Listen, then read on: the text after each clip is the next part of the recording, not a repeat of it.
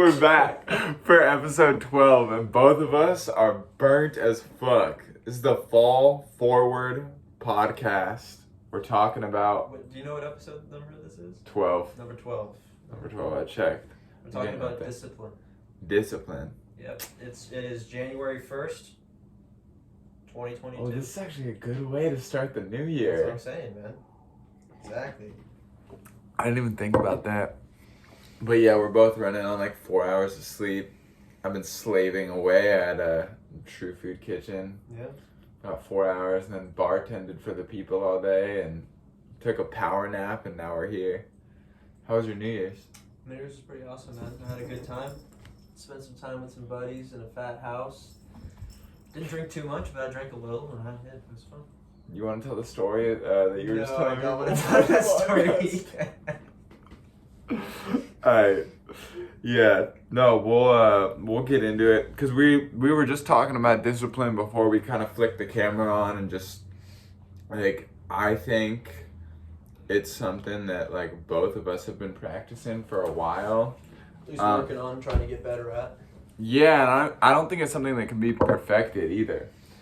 And I don't know, I think there's like a lot to say about it, especially if you're somebody who struggles with it already. Because I used to have no discipline at all. My discipline's been getting better and better and better over time. Yeah. And so what do you like, just baseline, what do you think like it means for you? Oh, we got a friend. Yeah. What do you think it means for you and like what you're doing in your life, in all aspects of your life, to like apply discipline to it? Well, I think discipline is the way to freedom, because then you can sort of orient yourself around the tasks that you know are going to get you closer to where you want to be, which is going to be liberating. Versus if you don't do the things you know that you're supposed to do, you're going to end up trapped in a situation where you're not where you want to be, which is not liberating at all. So while in the short term you might feel free because you're giving into the impulses of instant gratification, long term you're going to end up in a self-made hell where you're in a position where you're not happy, you're not satisfied with your current state, and you're essentially trapped because you don't have the time or the ability to get out of it anymore. Okay, and like back it up a little bit. Like what does discipline look like in like correlation to instant gratification? Like how do those play off each other? It's a discipline is not like one thing. It's consistently making a decision to do something else versus something that's going to provide that instant gratification. So it's just discipline is consistently making the same decision to choose what you should do versus what you might want to do in that moment. And so like why would you choose to not do the thing that like you want to do, that you're just like, oh, this feels good right now, like I'm gonna just sleep for 12 hours and watch Family Guy? Because, get high as fuck. Because like I said, those things ultimately, cumulatively, over time, are going to put you in your own little self-made hell where you're trapped, you're not satisfied, and you regret everything. Yeah.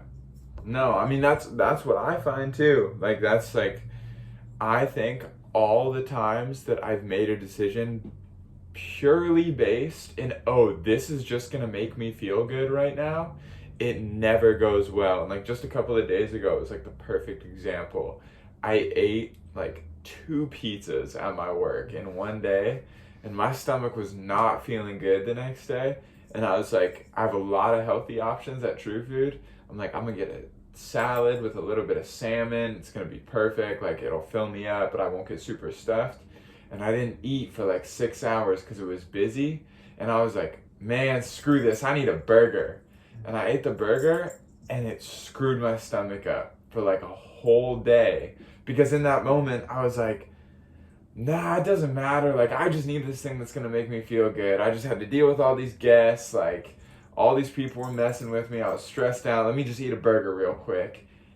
And in turn, I had to deal with like feeling bloated and, you know, like my whole body not functioning as best as it could because I made the decision to like go for something that was instantly gratifying. So you can see the repercussions sometimes in the short term like that, where you make a decision where you want something that's instantly gratifying, and then shortly thereafter you suffer the consequences of it like that. Yeah. But sometimes you don't even see the negative repercussions until way later, because these are tiny, tiny decisions that you're making every single day, such as choosing to wake up at a certain time. If let's say you know that you should be waking up an extra hour so that you can get a workout in, so that you can be healthy, but you don't do it consistently. You make that decision every single morning not to wake up an hour earlier, and instead you sleep in, and then you roll out of bed, and then you check Instagram, and then you do whatever the hell else you're going to do, and you never actually get that workout in. Well, day to day, the impact of that decision doesn't seem very profound, right? Oh, hey, I didn't work out today. All right, I didn't work out today, or I didn't wake up early today. But cumulatively, all of that time you didn't spend waking up a little bit earlier to work out has impacted your health. Now you have diabetes or whatever, you know. Yeah. Now you have muscular, atrophy. Your muscles are falling apart when you're overweight. You're overweight, right? So the cumulative impact of that consistent decision that is prioritizing the instant gratification, the comfort, the easy route, it puts you in this position where now you're stuck. Now it's a lot harder to turn things around, and you're not satisfied with your current state. Whereas if you had just had the discipline to wake up early and work out all of those mornings, you would be healthy now. You would be much happier in a much happier place. And so you have to make a decision. You either choose the pain of discipline or the pain of regret. The difference is that the pain of discipline weighs ounces, whereas the pain of regret weighs tons. So, the choice is yours, really. But you have to make a decision. You can't choose to sacrifice nothing. There's a sacrifice that needs to be made. You're either sacrificing now for the future or the future for right now. Well, and I think, like, those are the decisions. Like, the example that I gave is a good example, but it's an easily beat situation.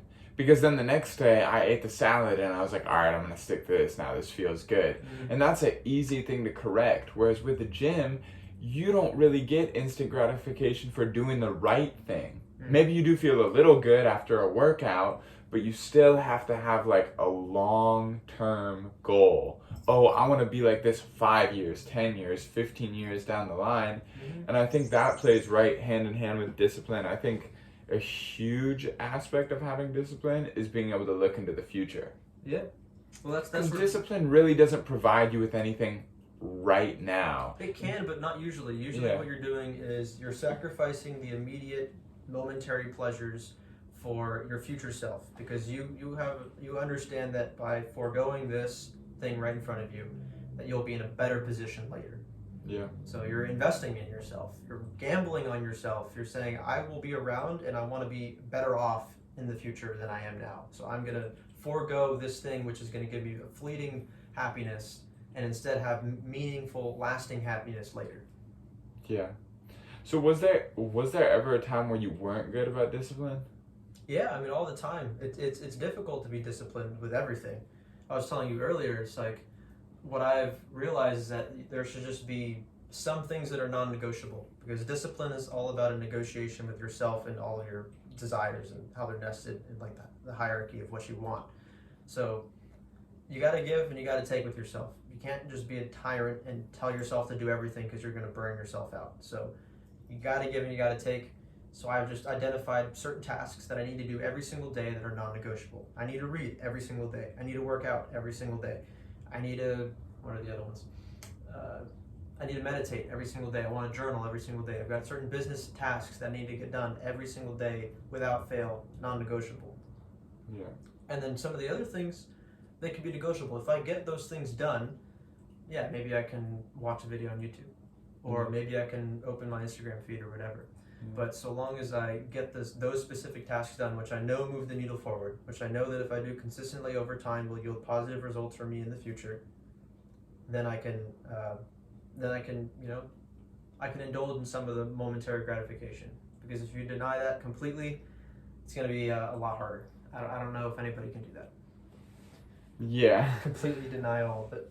Yeah. I mean, I think. I think there's a balance.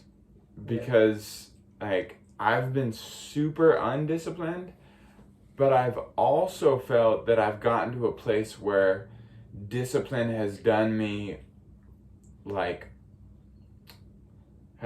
more, like has made things worse instead of better. because like when pride gets involved with discipline, like because if I'm doing something every day, if I'm hitting the gym every single day, I like pride and ego gets involved because we're humans and that's how that works. And I'm like, oh, I'm hitting the gym every day. I'm so good about this. I feel good about this.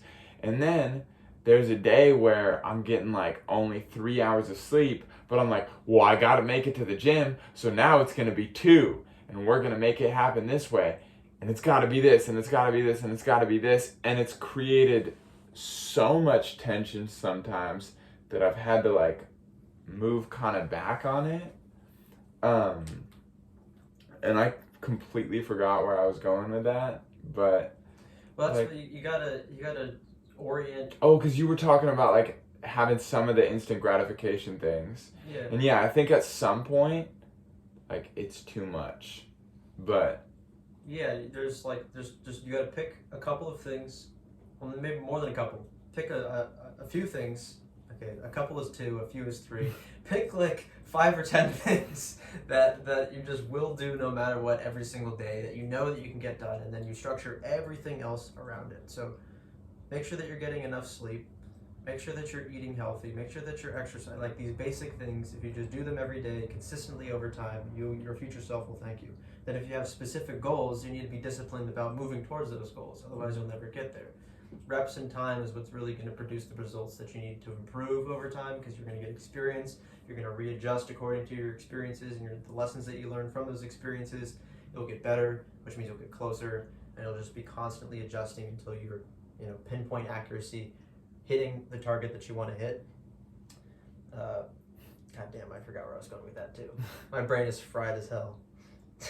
yeah, no, I mean, I think like if I can finish your thought, I think like what you were saying was like that by having like the 5 to 10 things to do every single day, you're going to be pointed in the right direction. Well, you want to point those 5 or 10 things to do every single day in the right direction first. Oh, like, yeah. You got to choose where you're going first. You got to have your end destination in mind, and then you find the habits that you know will move you there the fastest. So you visualize what your ideal situation is, who you want to be 10, 20, 30 years from now. Do you want to be healthy? Okay, well, maybe you should start doing some things now that will make you healthy in the future. Right.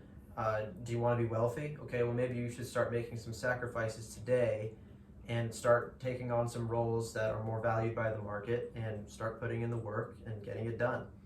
And consistently doing that over time and getting better and better and better at it, getting more efficient and more effective, and then yes, you'll be wealthier.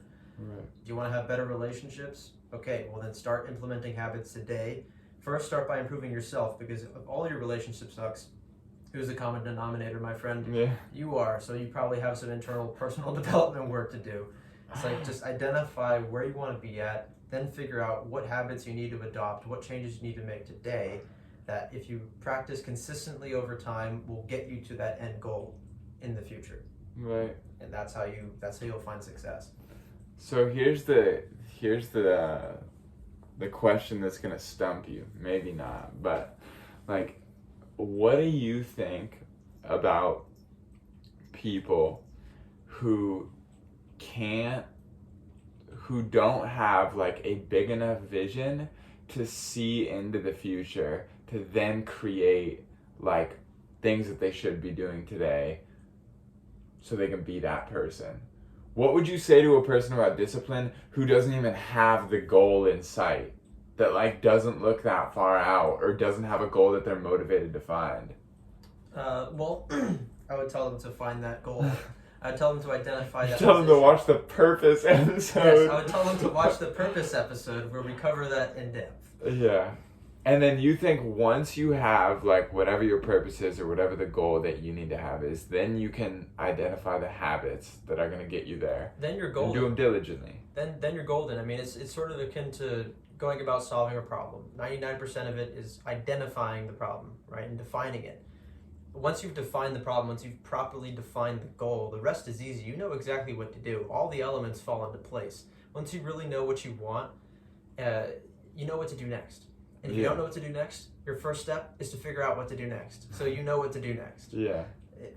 and then you just get it done. And getting it done is the hard part, because that's what requires discipline. It requires consistently sacrificing immediate things that gratify you for things that might not return that gratification immediately, but will put you in a better position in the future where you're actually where you want to be.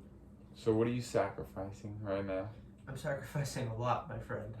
I mean, I don't see them too much as like they are sacrifices, but I know that by sacrificing those things, I'm getting closer to where I want to be. So they don't frustrate me. They don't make me sad. No. I don't go out with friends a lot and party and have fun. I don't go and date people like that. I don't drink too much. I hear people talking about their college experience, other people who went to college and people in college that I'm with, and the kinds of things that they're doing in their day to day. I don't do that. I'm not a normal person. Yeah. I'm a weird person, and I have a hard time relating to other people because what I do in my day to day is very different from what most people are doing in their day to day. Yeah. My day looks like a psycho because everything I'm doing is oriented towards my goal, and I'm beating myself up constantly about everything that I'm doing that's not oriented towards my goal and figuring out ways to minimize those distractions, those immediately gratifying things like playing a video game or scrolling on social media, things that normal people do. Yeah. I'm actively trying to do as little of that as possible and maximize all the craziness, like consistently reading more books every single year. I want to read more books every year. Let's see how it'll get to a point where it plateaus, right? You only have so much time. I want to work harder. I want to work out harder.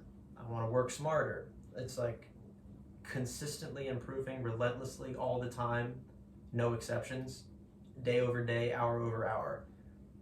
Not many people are like that, and it's alienating. So I sacrifice being able to relate to most people in a lot of ways. Yeah. That's one sacrifice. And I'm sacrificing all the activities that I'm foregoing, which would yield me positive experiences. I'd have a great time. I can go to a concert, I can go out to bars, I can date more girls or whatever. Those would all be very positive experiences, but they're not conducive to ending up at the place that I really want to be in the future. Right. So I don't do them. Not as much, at least. Yeah. No, I agree. And I think that's the other thing that like it's probably hard. I'm trying to think if I have like an experience with it, but I could see it being hard about like cultivating any kind of discipline into your life is it's not what the majority of people are doing. Like most and not even on on a high horse, like, oh, I'm fucking so much better than these people. But like there's not many people that I can relate my relate my daily life to, because I don't go out, I don't like drink or do drugs, like I spend time with Nicole, I work, and I work on music. Right. Or like other like content creating projects like we're doing right now, and like that's all that I do. I don't hang out with people. And it's not because I don't want to, but just because there's a more efficient way to spend my time. I mean, it's also the things I think about. It's not even just what I do, because there's things that I do, and there's also where my mind is like always at. And my mind is always just, how do I optimize? How do I get better? 100% of the time, I'm figuring out how to make something better and better and better. And people don't really think that way very, very often. They're kind of, you could say, I guess, more in the moment, but I don't know what other people are doing in their brains. I don't know, but it's not what I'm doing, and it's. Well, it's like what you said. Like what somebody told you before we were recording, that like, oh, like when is it? Like, isn't it just good enough? Yeah, it's not ever good enough. There's no such thing as a finish line. There's no finish line. Yeah. The end is never reached. It's the act in and of itself of constantly improving is the end goal. I wrote a tweet, like, I am the person I want to be every day, because I identify with the person who's constantly improving, not the ideal. The ideal is inherently unattainable. It gets further and further away the closer I approach it. It's always moving further, because you can always get better. Always. And I think that brings it to like a nice point that like we were also talking about before, is that like the biggest thing with the discipline, and that what I found with discipline is that it's where the happiness is. Yeah. Because in just choosing a few things to care about, not caring about the parties, not caring about the concerts, not caring about the new shoes, like just caring about the things that are going to make my life better, that are going to get me to my end goal.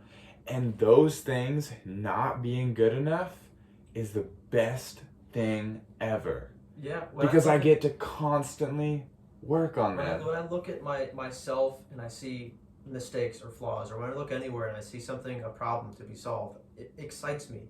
It's meaningful. It makes me happy because I see an opportunity to make something better, myself, the world around me. Yeah. It's like, that's a good thing. I see problems as things to be solved, not just a thing to cry about. Yeah. Right.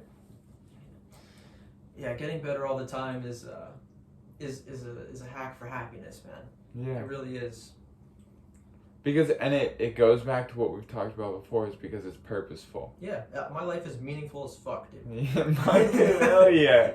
And it's crazy because when this also makes things hard to relate sometimes, is because I look around other people's lives and they seem to be lacking like a lot of meaning. You know, Yeah. like on the outside, it looks like they're having fun. It looks like they're having a good time, but when you really sit down and talk to some of these people, they really do have a profound lack of meaning and like direction and purpose in their life, and they're kind of lost, and there's a deep sadness that's there.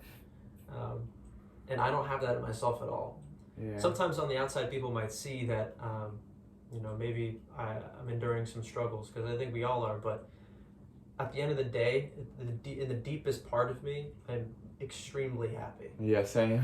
Same. So it's like, dude, this is the biggest flex ever right here. So people who look good, like on social media, who make their life like look good, like on the outside or on social media or whatever, tend to not be living that great of a life, you know? And that's like part of like why people talk about like social media being toxic, because you're comparing other people's outsides to your insides. My biggest flex is that I can't even express how meaningful and cool my life is on social media. It's so I can't. Instagram can't handle it. It's like it's in my soul and it's abstract. I couldn't just show you, you know. Yeah. And that's what meaning is. Yeah. That's what purpose and meaning is. Is like, it just feels good to be alive. Like, I drag my ass out of bed. When I woke up at 5:30 this morning after going to sleep at 1:30, I was dragging my ass.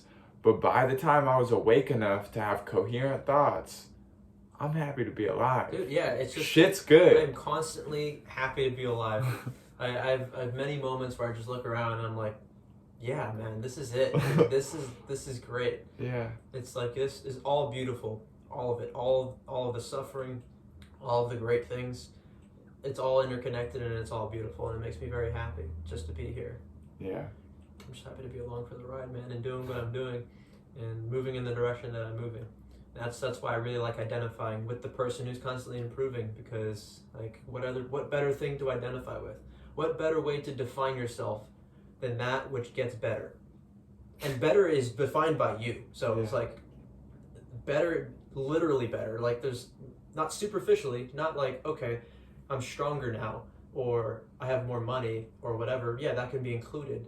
Better in every sense of the word. More balanced, wiser, more courageous, kinder to other people. Better, however you want to describe it. I'm that person who's getting closer to that every single day, moment by moment. That's how I identify myself. Yeah. I think that's the hack. I think that's the cheat code. That is the cheat code. That's it right there. No, dude, I think I don't know. It's amazing. It's amazing. Yeah, I kind of want to touch on that thing that we were talking about before earlier, how people have what they accept backwards, like with the whole idea of acceptance. Yeah. People are very quick to accept themselves the way that they are, even when they're insufficient across like 50 different dimensions. But they're very quick to accept themselves, and they believe that they should and that they need to, but then they're not very accepting of the fact that the world is changing around them and that there's things that are outside of their control. They can't seem to accept that. And so they're in this constant state of suffering because they're not as good as they should be or could be, and they know that, and then they blame their insufficiencies on the world around them, which they can't control. So they're just in this constant state of stress and turmoil and frustration, and it's basically hell. But the truth is the other way around. You shouldn't accept yourself the way that you are, because you're not good enough. I'm sorry, you're not. You're not good enough, and you'll never be good enough, and that's the beautiful thing. Because that's what I was gonna say. Is that's the best part, is because by you never being good enough, you always have the opportunity to get better. If I ever become good enough, I can never get better. Exactly. That's terrible. That is so that's bad. terrible. All you can do is go down from there. Yeah. Yeah. So people have it backwards. You shouldn't just accept yourself and all your flaws the way you are. You should try to actively improve yourself in every single way all the time. Yeah. And then you should accept the fact that some things are outside of your control. There's things that you don't have influence over. And if you just kick and scream and cry and wish that you did, it's just causing you unnecessary pain. Well, I think that's a direct result of like when somebody doesn't have purpose, when somebody doesn't have discipline, when somebody isn't focused on bettering themselves and doesn't want to pay attention to that, the easier thing to do is say, oh, it's the outside world. Yeah. Because like you said, finding a meaning, finding a purpose, being disciplined about your goals, it's not easy. Yeah. Like, this isn't something you're just like, you know what, I'm just going to kill it every single day. You're going to have many more days where you are not disciplined at all. Yeah. I'm going to have them too. Yep. And it's not the easy thing to do, but what happens when you don't do it is you become one of those people where now it's the world's fault. Now, well, I can't change. Well, I can't change my life. Why is the world, and that's just what happens when you lack like a goal and a way to get to that. Absolutely. There was just a random thought that came into my mind while you were talking about, like, okay, how do you be more disciplined? Because I think that's probably a question that people are asking is, how can I be more disciplined? It's something I've been trying to figure out myself, and I've kind of recently been having some realizations as to how I can be more disciplined. And I think I started to think of it as you're making a decision moment by moment. Like, there's not a decision you make where I'm going to be disciplined now. It's like you make that decision every single moment where you're choosing either the thing you should be doing or the thing that you'll eventually regret doing 20 years from now. It's like, when you wake up, you make a decision to wake up at a certain time. That's decision number one. Okay, how long do you spend in bed? That's another decision. Okay, when you get out of bed, what's the first thing that you do? That's another decision. And so you can, in that sequence of the decisions, the first time you become conscious after you sleep, you have many opportunities to do the right thing, and you have the same opportunities to do the wrong thing, the thing that's going to put you in a position where you're not happy in the future. Discipline means making the right decision consistently every single time, or as many times as you possibly can. You're not going to win all the battles, which is why you need to pick your battles, which is why I was talking about having those particular activities. Pick your battles. Okay, maybe it's not super important that you get out of bed immediately. Maybe that's not the battle that you fight. But maybe after you get out of bed, the next thing that you do, that's the important battle. Because maybe your instant gratification tells you, fucking jack off or something, and that's not good for you. And instead, what you're going to do is you're going to drink some water, and then you're going to hit the gym. So maybe that's the decision that you really focus your willpower on. Right. So you just find where you make the decisions throughout the day, which are happening all the time, and figure out which decisions are the most important for you to make the right way for you to eventually end up where you need to go. And then you're focusing your willpower on like the critical points. Like if you're trying to see this beast of everything you're doing wrong, all of your negative habits, it's this giant monster and you're trying to kill it. Find the critical points and hit them consistently every single fucking day. Yeah. And then eventually you'll form cracks, and then it will fall apart, and then you'll form these amazing habits, and they'll just seem natural to you. Then you won't need as much willpower in order to continue having the discipline. And I think because when I was listening to you, I was like, well, what like the motivation to fight those battles has to come from meaning. Yes, and so that's why I talked about having the goal first. Yeah, that's why it's so important that you have that goal, is because you're gonna have no reason to even fight those battles or to like kill the bad habits if you don't have that goal. That's why music was such a huge part of me getting sober, because I had a lot of other things that helped me get clean and helped me change my perception on life. But the thing is I was like, I want to make music, and there's no way I can go back to getting drunk and getting high and making music. I just can't do that. And so immediately it was so much easier for me to go through like the early rough times of my sobriety, because I was like, I need to do this. I want to do this. This means the world to me. And I just flew through it, Yeah, that is true. Discipline will become a whole lot easier when the things that the things you're sacrificing are for something that you find extremely meaningful. Yeah. It's like you're sacrificing the instant gratification for the highest good in your entire life. It becomes a lot easier to make those sacrifices. Yeah. Yeah, because you gotta weigh it. Is it really worth it? That's what you're asking yourself. Well, and it's like the gym is another good one. Like, if you get obsessed with your body wanting to look a certain way, then the instant gratification you get from a Snickers bar isn't going to be that great anymore. Yeah. If you were just kind of like, I don't really care about being healthy, it's like, it's whatever, that Snickers bar is going to be way better, because you eat it, you get that sugar rush, it tastes good, it's chocolate. But if you're like, I want to be ripped, like I want like a nice body, like I want like thin waist, huge back, big ass shoulders, you're going to be like, who cares about the Snickers bar? Because that's so much more meaningful to me. Yeah, I can tell you right now, I don't give a fuck about a Snickers bar, bro.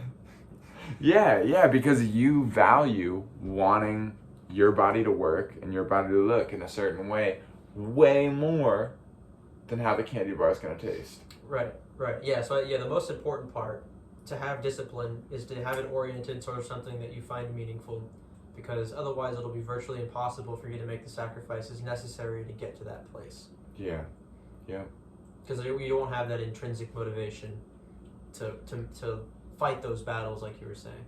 That's why, like, when I find myself talking to people who are like, I have a hard time doing this, or I don't feel like I have the motivation to do this. The question I ask is always like, well, do you have a why?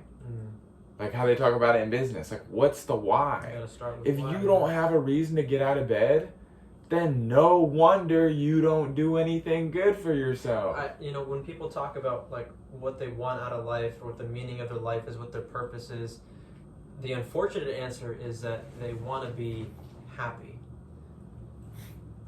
They make happiness the ends. And I don't think that's the right way to go.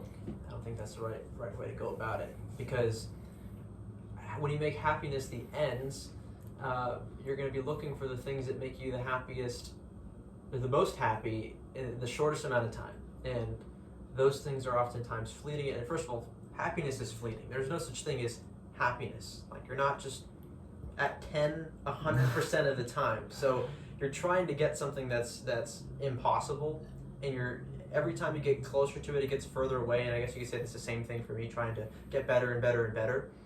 But you can't continually get happier and happier and happier and happier. There's a cap on it. There's a cap on it. Also, the market cap is low. Yeah, and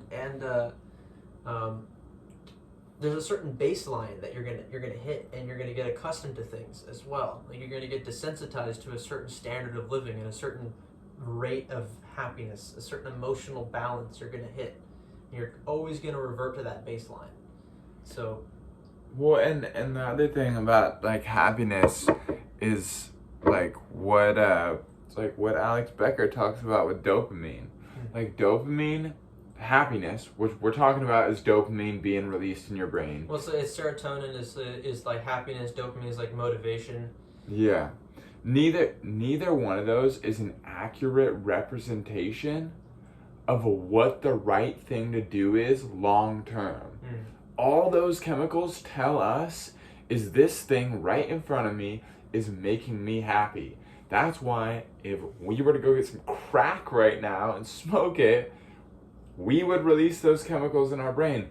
Our brain doesn't tell us, oh, this is bad, you shouldn't be smoking crack right now. It's, this feels good to my brain. If I judge all my goals in life on, okay, how can I make my brain feel good right now, and I have no long-term goals, I'm gonna be lost.